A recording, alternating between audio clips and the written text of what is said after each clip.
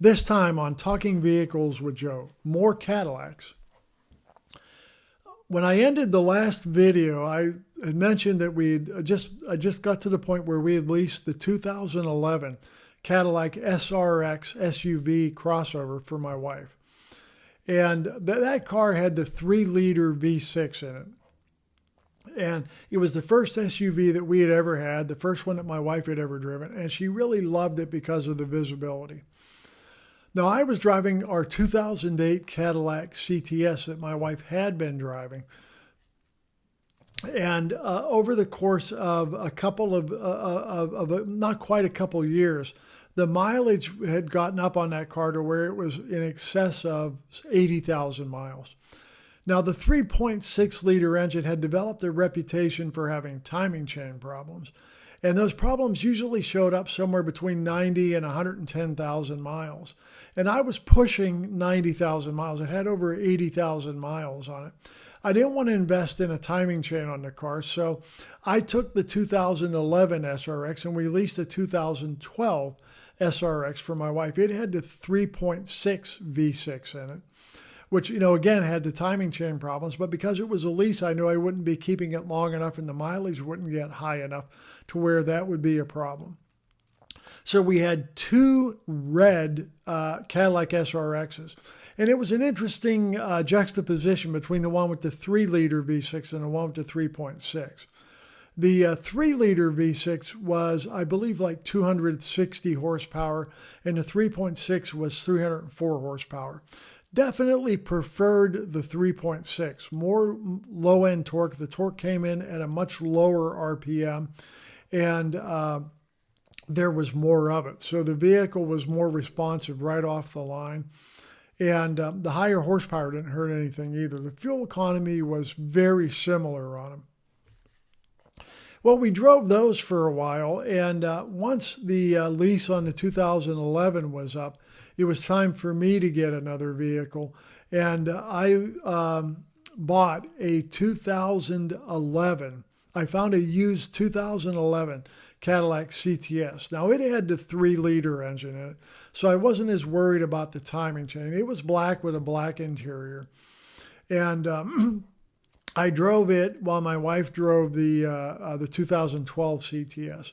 When I bought it, it had about 20,000 miles on, maybe 24,000 miles on it. And I drove it for a couple years, ran it up to where it had between 70 and 80,000 miles on it. And it was time for us to get new vehicles once again because the lease on the Cadillac was running out. And that's when we leased the Chevrolet Equinox for my wife. And I traded in the CTS on a 2014 Chevrolet Impala LTZ. And the 2014 Impala was a really nice car. Again, it had the 3.6 engine, but I thought, well, I flipped cars over quick enough that I won't have to worry about the timing chain. And that car was really, really nice. That was on the Epsilon 2 General Motors platform that also underpinned the Buick LaCrosse, the new Buick-style Buick LaCrosse, which was a full-size vehicle, and the Cadillac XTS. So nice ride, nice handling. I liked that Impala a lot. Mine was the LTZ, the highest level vehicle. Had the Bose sound in it, CD player, pretty well loaded. It did not have like what would be considered a driver awareness package or a memory package in it, which would have been the next higher level of equipment on the LTZ. But it was a good car. It was a great road car, returned regularly 30 miles per gallon on the highway. And I liked it a lot. Unfortunately, while I owned that car, I had a health event that forced me to go off of not work for a while and actually wound up retiring at that point. And from there, our car ownership becomes kind of one where, because I had the health event, there were certain restrictions that I had to be able to get in and out of cars properly and operate them properly. So we began flipping cars till I could find one that worked properly for me. I traded in the Impala on a 2011 or no, I'm sorry, 2014 Cadillac ATS. And I drove the ATS for a short while. It really didn't work very well. I had struggles with getting comfortable in that car. So I went to an SUV. I went to a Buick Encore, which was the smallest Buick that they made. When the lease on my Equinox ran out, we bought it. We leased a Buick Encore for my wife, and she really liked it.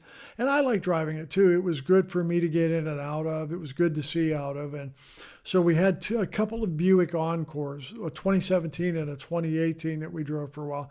But I got to be honest with you, I missed the Cadillac. I missed having a Cadillac. So I found when the lease was running out on our 2017 Encore, I found a 2016 Cadillac XTS at a Cadillac dealer that had been on a lease that someone had owned, and it was low mileage. It only had 20,000 miles on it, and I bought the car. Again, it was a very emotional purchase. Beautiful car, absolutely beautiful. It was kind of a deep red color. Almost like the color of a Chardonnay or something like that, or a Chablis, very deep red. And it had a kind of a neutral or camel colored interior. And beautiful car, man. I mean, this had the driver awareness package, so it had all the cool safety stuff on it. And was very low mileage, very, very clean, very well cared for. It had been wintered in Florida. It was owned by a couple of snowbirds that, went back and forth. And that was the only miles really that went on the car. And I loved that car, but I couldn't get comfortable in the car. And it was a struggle to get in and out of it. So I had to go back to an SUV. I drove it. So I drove that car for a year, maybe a little bit less, and decided I had to go back to an SUV. Well, I was going past a Cadillac dealer near my house, and they had sitting on their lot a 2020 Cadillac XT4, which was the compact SUV that Cadillac had introduced the year before. This one the color was autumn metallic. And the autumn metallic is kind of a copper, a little bit more orangish than just straight copper, a little more orange in it. Beautiful color. Cadillac would introduce a color basically the same as that every decade. The first that I saw that color was on Cadillac Eldorados in the 1980s. And just absolutely beautiful. I mean, it's very striking color. And I saw this car and it really caught my eye. And so I went into the dealership to look at it. It had an interior that they called Sedona. That was the color that they called it.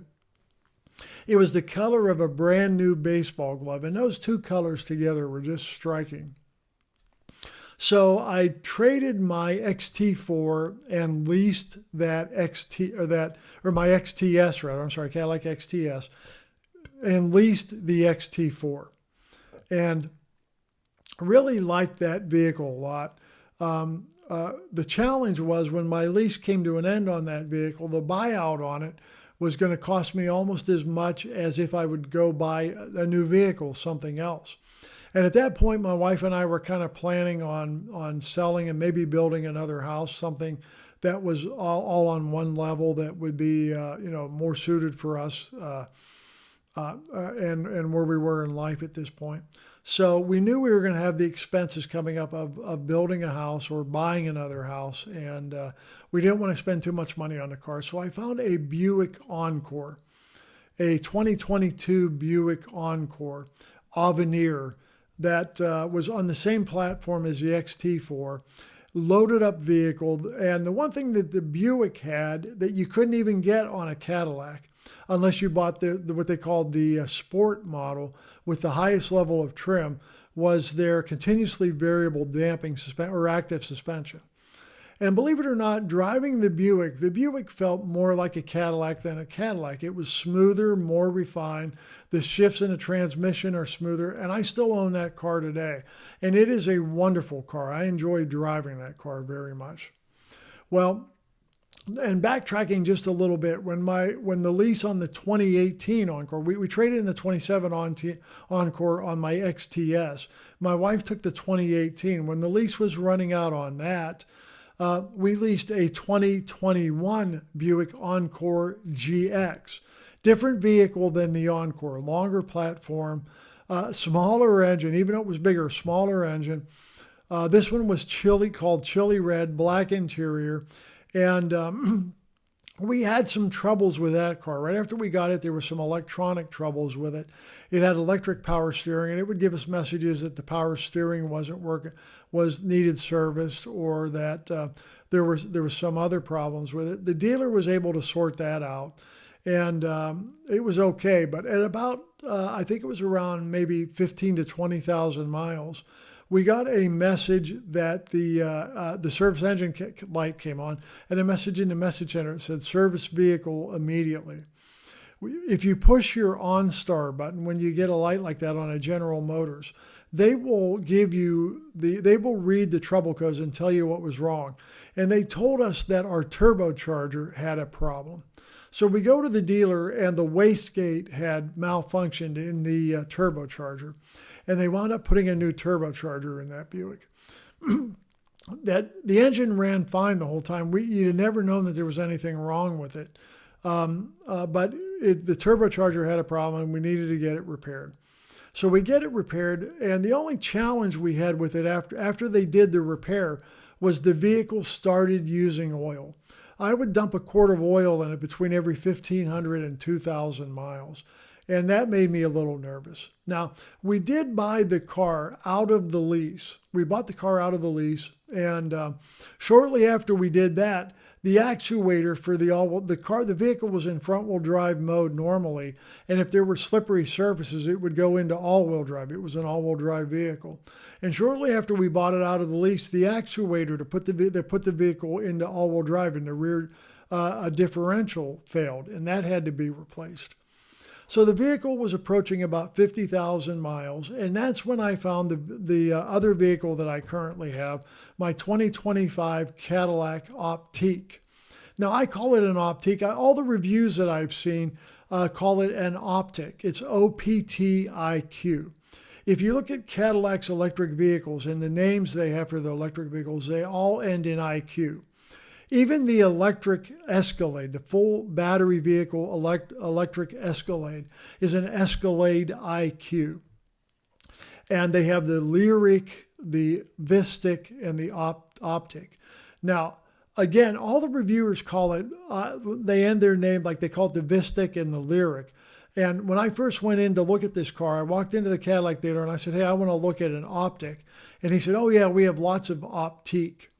And I thought, well, that sounds fancier than Optic, and it's a Cadillac, so I'm going to call it Optique. So don't make fun of me for calling it an Optique, all right?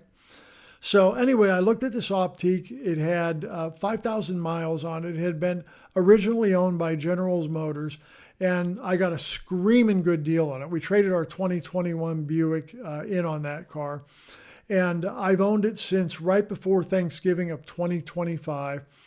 It's Cadillac certified. I actually wound up with longer time warranty than a brand new one. I actually wound up with extra 3 months of warranty because it had only been in service for 9 months. And when Cadillac certifies it, they extend the warranty by a year after the factory warranty runs out.